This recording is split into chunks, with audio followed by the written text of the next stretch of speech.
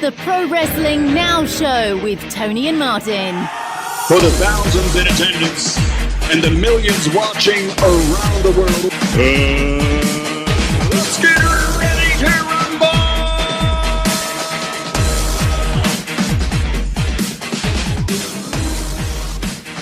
I am Luke Doc Gallows. Well, this is Tommy N from the Sumerian Death Squad. This is Bad Luck Fale from Bullet Club. You're listening to the Ultimate Machine, the Swolverine, Mr. GMSI himself, Brian Cage, and the Iron Man Rob Conway. This is Rainmaker, Kazuchika Okada. Hey guys, this is Kenny, the Cleaner Omega from New Japan Pro Wrestling. Forever! This is Rocky Asuka Romero, and you're listening to PWN Radio. Asuka! Okay, welcome back to PWN Radio, and joining us on the show now is the artist and photographer behind the stunning and hugely successful Portrait of a Wrestler series. We'd like to welcome James Musselwhite to the show. James, how's it going with you today?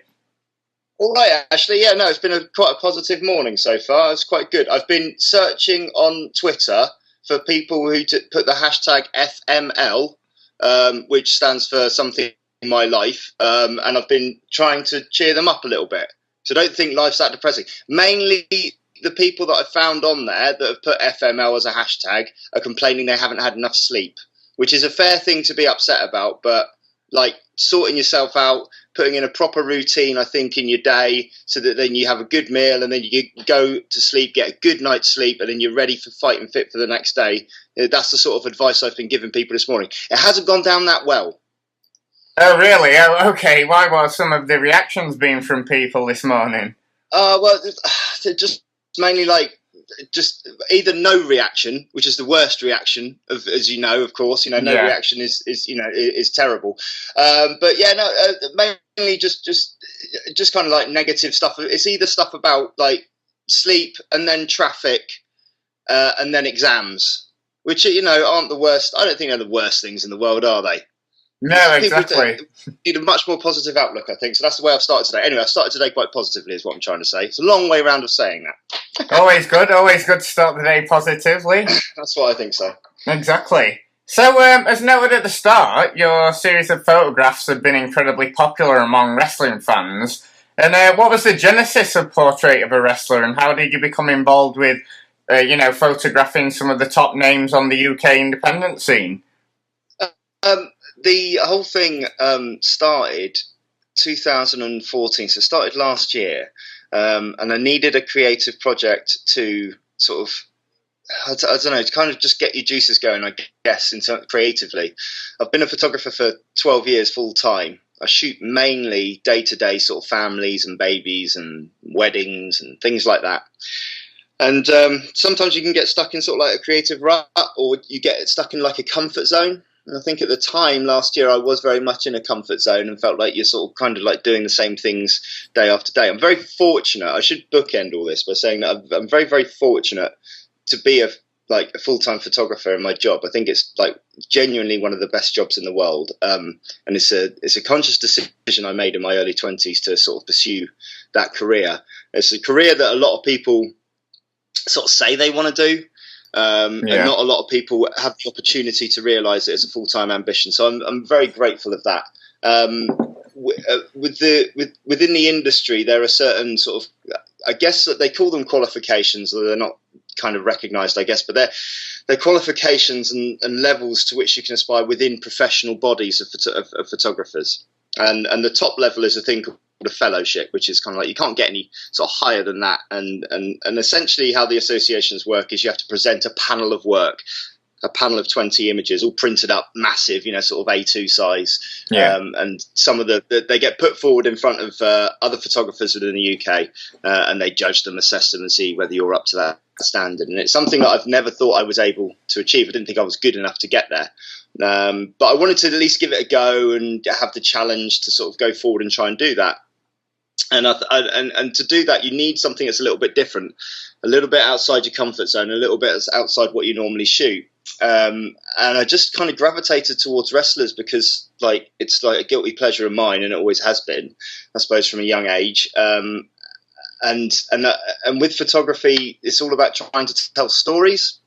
Yeah, trying to get characters across, trying to send over a message. And I think with these guys, the story's already told with them. They've especially the more experienced guys. Like they understand their characters, they understand what they're trying to put across. They understand how to perform in front of lots of people. So performing in front of one person with the camera is kind of easy for them, and it's just trying to get that little bit extra out of them, and just trying to do something that's a little bit different, I guess. Yeah, certainly. I mean, you know, I've certainly never seen wrestlers captured in this way before, and you know, they seem to be so much more than your sort of standard 10x8 you would normally see. And you know, and they really capture their most real moods and emotion. And you know, actually, a lot of your photographs remind me of sort of like classical portrait photographers, such as like Philippe Halsman. You know, especially the work you've done with Jimmy Havoc. What were some of the sort of classical photographers, your inspirations behind this series?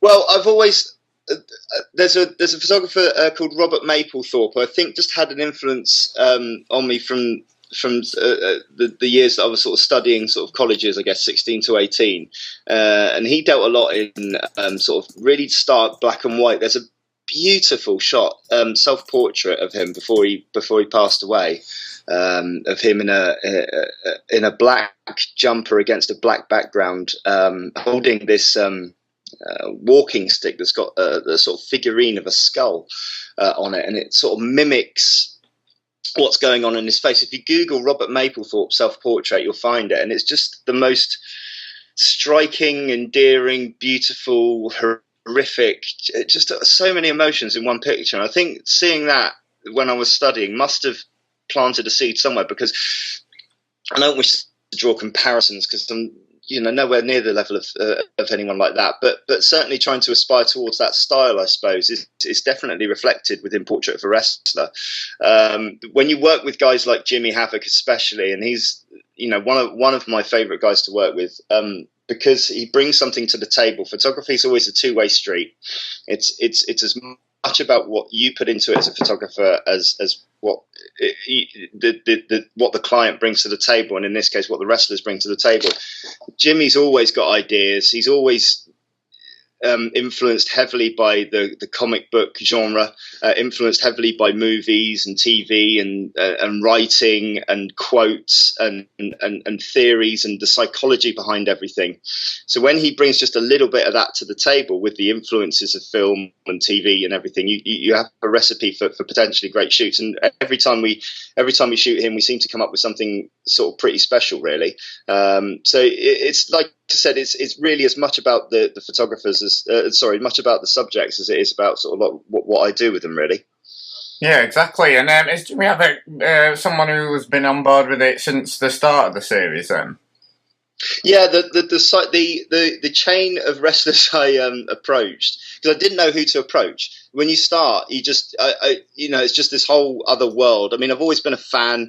I made the joke at the time that when I started it in 2014, I'd actually been to more shows in America than I had been into the UK, and I heard about this flourishing UK scene and about how it was, places like ICW were selling out massive arenas in Glasgow, and places like Progress were selling out shows in London. And I didn't realise that literally 400 yards around the corner from me is a training school for Revolution Pro Wrestling.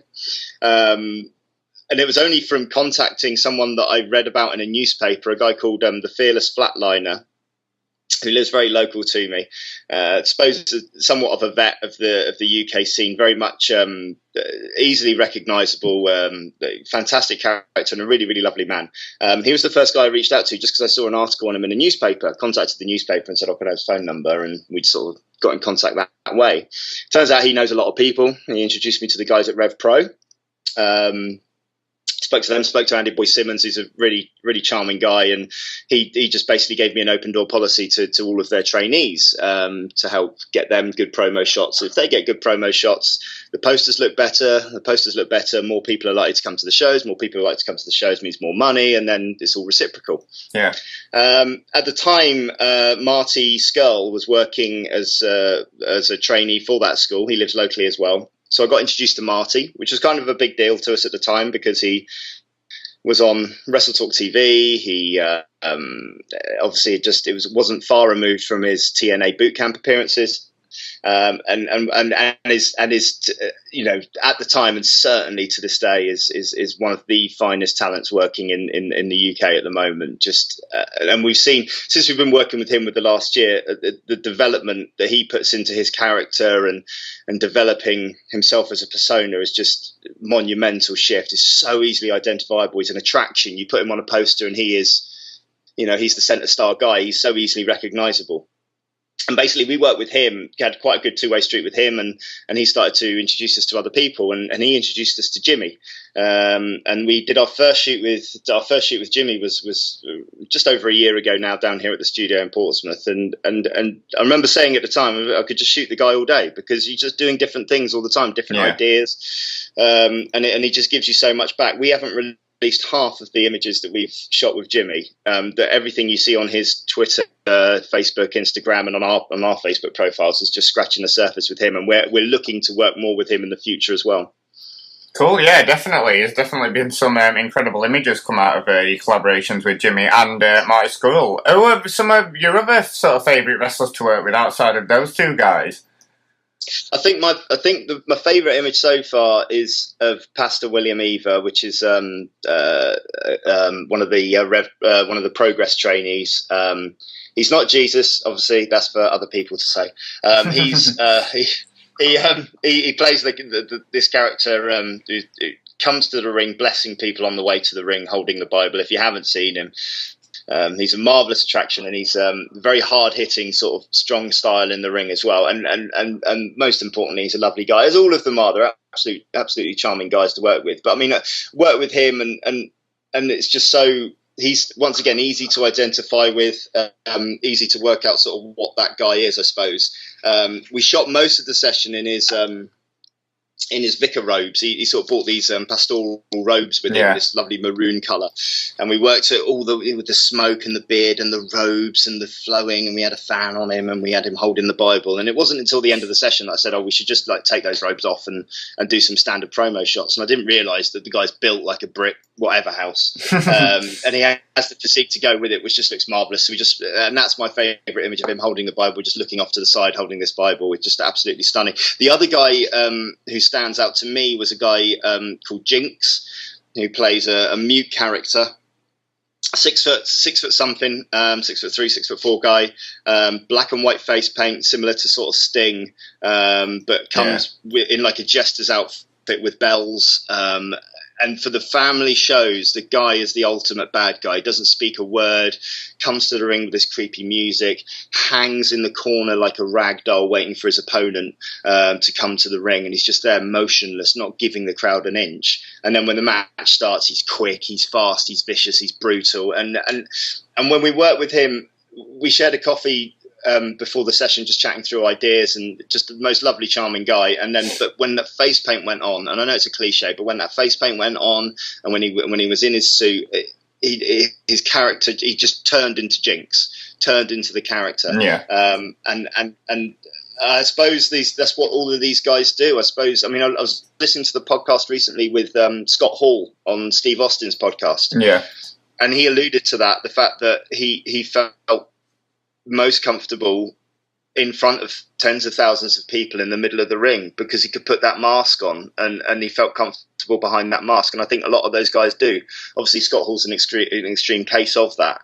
But I think most of these guys relish the opportunity to perform and to be seen.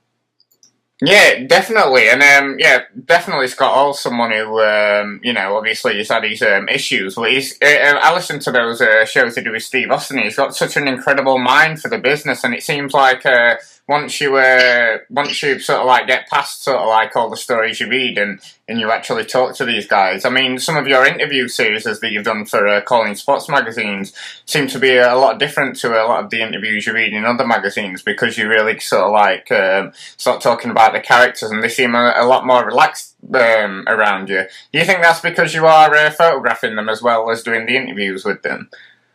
I think that's a big plus. I must admit, I think that's a big plus that we get the opportunity to show our professionalism to them before we do the interview. And we're now getting to a stage where, I mean, we photographed Spud recently, a Rockstar Spud from TNA, for Calling Spots, and he knew about us before we came to the interview, which was great. I think the main person who helped us was really sort of Marty Skull, because my first interview was with him, and I just kind of just delved a little deep, and because he was telling me about the number of requests he gets for interviews every week, the number of his email box is sort of filled up with requests for interviews and podcasts every week, and I said, well, what do you know what? Talk to me about them. Talk to me about the experience of sort of having an interview. He said, oh God, if I get asked, was I always a wrestling fan, one more time? Of course I was always a wrestling fan. I'm into wrestling. You don't suddenly, gravitate towards it and decide, oh, that's a career option I'm going to take. Or, who your favourite wrestler is and all that sort of stuff. So you just try and get away from those, I guess, cliche questions. And you're just trying to sort of not try and reinvent the wheel or anything, but just trying to do something different with them. And just, like you say, talk about, because there's so much work goes into that, into a character development of a wrestler, so much psychology and living that character and thinking about them and thinking about their motivations. So much of that goes in. The performers put so much personal input into that, and that's so far removed from what was your favourite match when you were a kid, who was your favourite when you were growing up, and all that sort of stuff, And I just like to delve into that a little bit more, really, because you get a little bit more of an in-depth look, I guess. But the interview series with Calling Spots is an excellent opportunity for us just to get the word out there about Portrait of a Wrestler, and Calling Spots as a magazine is value for money at $1.99. It is unbelievable. Yeah. I cannot tell you when I get it through. I mean, he sends me a copy for every time we sort of write an article for him. But value for money, that magazine is ridiculously good value for money. The articles from Stuart Brooks in it, who runs the New Generation Project podcast, are so detailed and so in depth, so well researched, and all the other artwork in there's great. I can't sing its praises highly enough, and it's done great stuff for Portrait of a Wrestler. It really has. Yeah, definitely. I completely agree with you about Calling Spots there. So you mentioned them earlier, Progress. How did you become involved working with them, and were they always open to working with you on this project? I remember, and they may not remember it, I remember sending an email just before Chapter 1, because I think I used to go to the Edinburgh Fringe a lot, and I think somehow or another I just followed Jim Smallman because he's a comedian. I just like following comedians. Yeah. And I remember seeing like tweets and stuff saying, oh, we're starting up our first Progress show. And I said, oh, do you need a photographer? Let me know. And they said they'd already booked one. And the guy they'd already booked, I assume, is Rob Brazier. And if there's a guy working in the UK who produces sort of better ringside work, then it's going to be hard to beat, because Rob's ringside work is phenomenal. When he uploads those from each Progress show, his use of emotion and his use of light in what is a very dimly lit sort of room is phenomenal. So his work's great. So they chose the right guy from the start to do the ringside stuff. So they said they'd chosen the guy, but if it didn't work out that they would be in contact. That obviously never happened. But I guess the in was with Jimmy and just starting to. After I'd shot him, he sent down a Daryl Allen, who helps run the training school down there, and Daryl came down with a few of the trainees. And then any trainees that go through the Progress training school, one of the things is get your photos sorted and get them done well, and my name's the one that sort of comes up for them to send them down to us. After that, I think the first project I did with Progress was a thing called Beyond the Curtain, which was an experimental project where I would shoot the wrestlers seconds after they came through the curtain after the match. So no posing, no setups. We literally just grabbed them, stood them up against the wall, and just shot them as they were. And the inspiration behind that project was one that I saw from the New York Marathon a few years back. A photographer just done the same thing, finishes as the New York Marathon. So after they'd come through the finish, got their medal, she just stood them in front of a grey backdrop and just took their photo, but didn't give them any direction or any inclination as to how to pose. It was literally an of the moment, documented sort of moment capture in time. Yeah. And that's kind of what I wanted to do. And that series, I kind of sort of enjoyed, and it was something a little bit different. And then I just pretty much just asked, do you mind if I come down and just sort of do some headshots for you, and you can use them for your match graphics? And then I've got the opportunity to sort of use those photos to promote the business as well. And it was a good trade-off, and we've been sort of doing that every chapter ever since, really. You mentioned ringside photography there. Obviously, that's you're more, I would assume, you're more traditional in as a photographer in British wrestling. Was that ever something you considered, or were you not interested? Absolutely not. I wouldn't know where to stand. I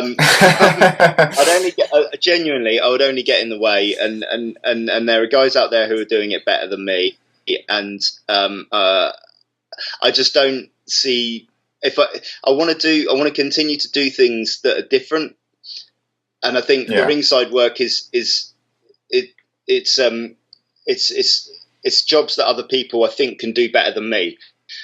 So we have a good core base of photographers working in the UK at wrestling shows who are all producing really, really good sort of quality work, sort of week in, week out. Ollie Sandler's another one who's just promoted a series of a sit-down one-to-one with Sting, who was doing sort of like one of those Q&A sessions over here in London. And his work from that's phenomenal as well. Just a different take on just the standard generic sort of show photography, if that makes sense, trying to look at different ways of seeing and capturing things. So no, the ringside stuff, I'm genuinely worried. I think I saw too many matches with Shawn Michaels in the mid to late 90s and him attacking photographers who were slightly in his way, trying to do their job to actually get involved. And I've always been a bit more intimidated. So I've never really wanted to be sort of in amongst the action. I'm always just more happy watching it from afar.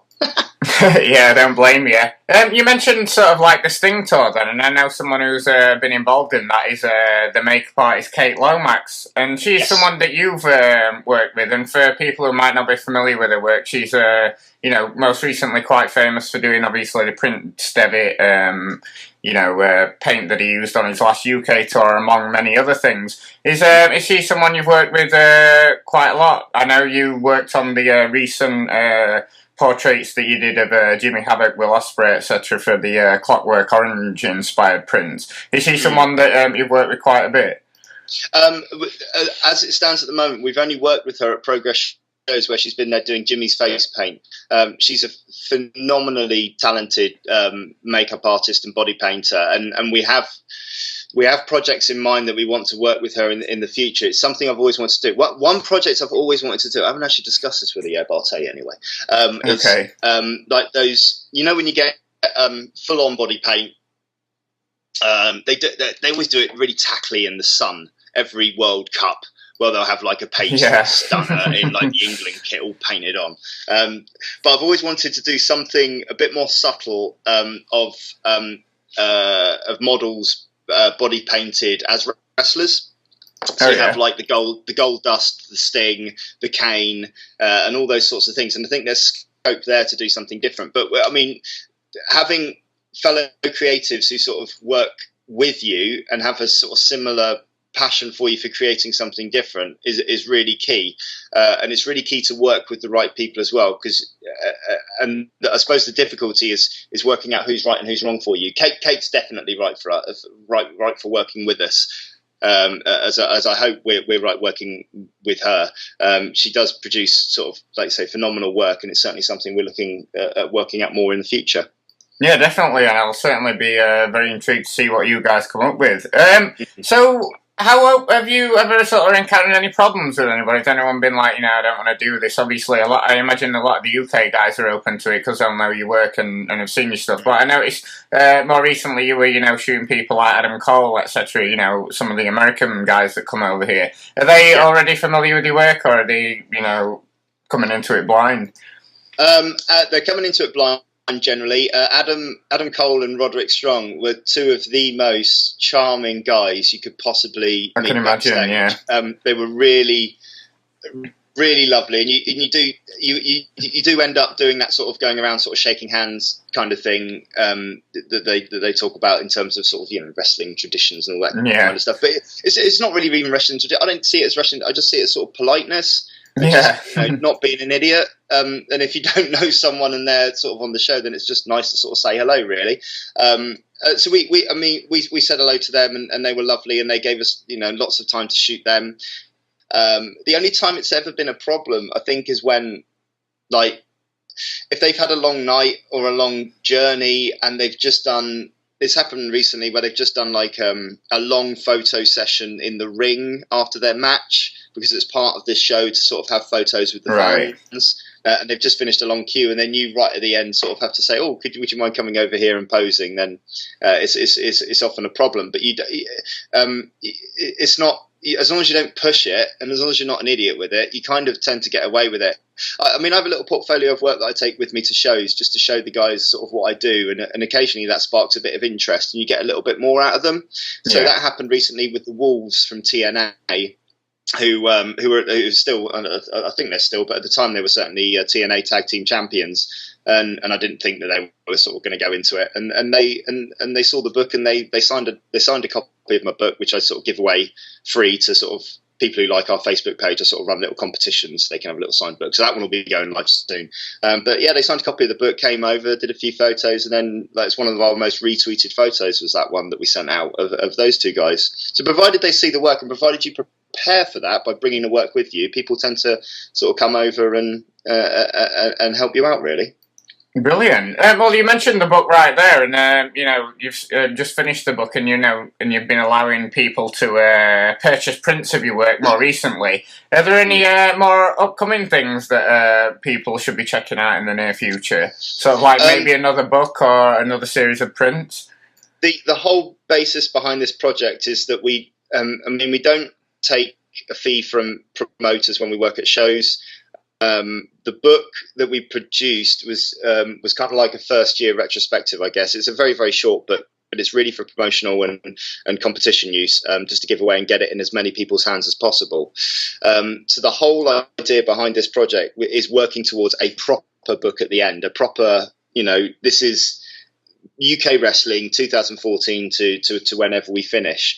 So we're trying to find a way that to get that live, and we'll be working towards that in the next 18 months.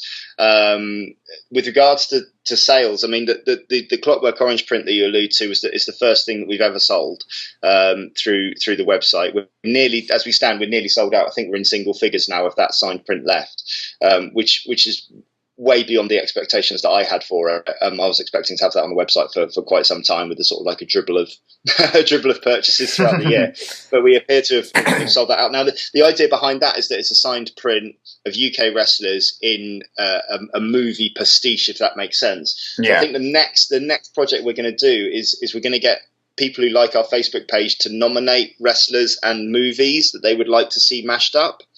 Right. And then we'll literally throw it out to them, see what ideas they come back to us with, select the best ones, and then go to the wrestlers with those ideas and maybe set up another shot, so that it then becomes a series of photos that kind of merge two genres, I guess, in film, TV, and wrestling, and just doing something, hopefully just doing something a little bit different, a little bit creative, and a little bit challenging. Well, yeah, that sounds amazing. I mean, I'm sure everyone will be quite interested in getting involved in that. Is there any been, I know this might seem like a way away, but have you ever thought about sort of like doing it in a gallery or anything like that? Just having a series, special pop-up gallery or anything similar to that? It certainly is. I mean, we were scouting locations around Portsmouth not so long back. But if we were to do it, we would do it in line with a book launch. It would only make sense to do it with something to promote with it.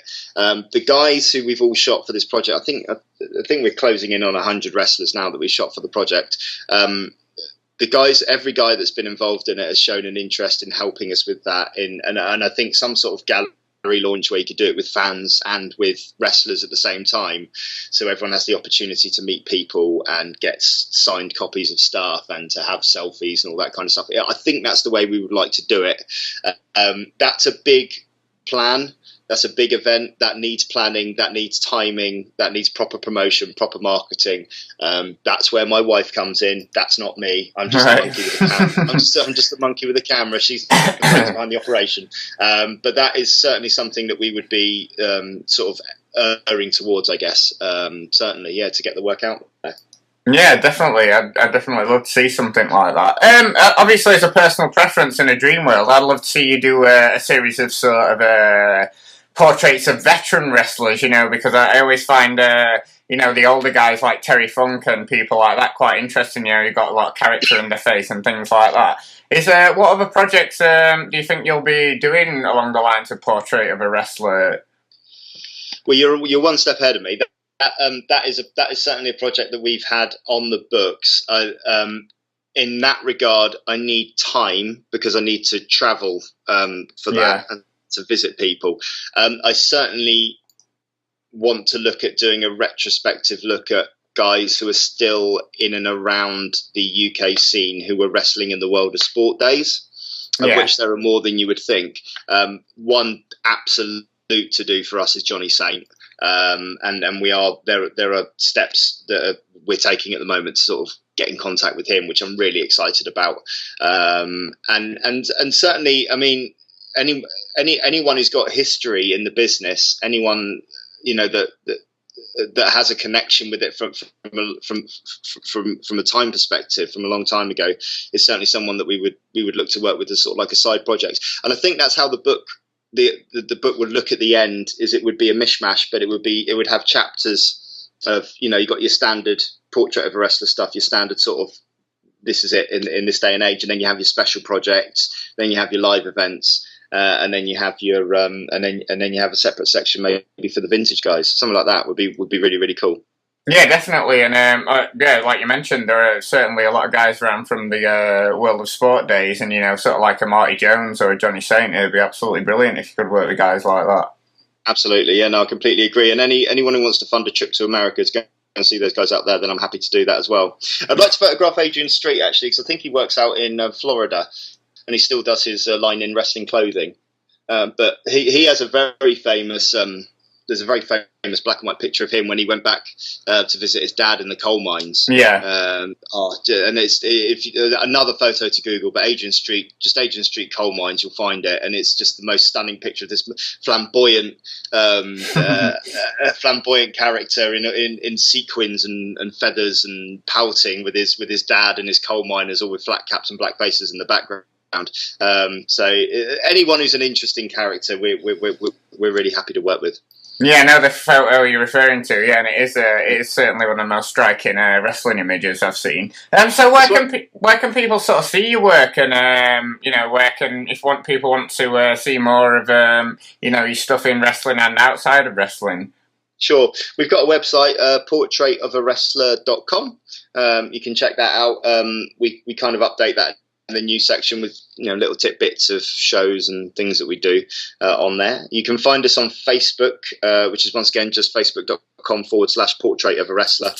We're just shy of 1,000 likes on that, and they're all what pleases me most about that. I'm sorry to talk about marketing and everything else. What pleases me most about that is we've never boosted a post. We've never put any money into marketing on that. Those are all organic likes from people who genuinely come to us and give us a click on that. So if you want to see sort of fairly regular bi-weekly updates on there, then have a look at us on there. And on Twitter, it's /POA_wrestler. But if you want to speak to me personally, then it's at Y2JimBob, which is a fairly weak wrestling pun for wrestling fans of the late 90s, early 2000s. Well, James, certainly fascinating looking into your work and your inspirations and how you come up with these incredibly stunning images. Thanks for taking the time to talk to us today. We really appreciate it. It's been an absolute pleasure talking to you, mate. Best of luck with the future and this podcast. And hope it all goes well for you, mate. Thank you. All the news and views from the world of American, British, and Japanese wrestling. PWN.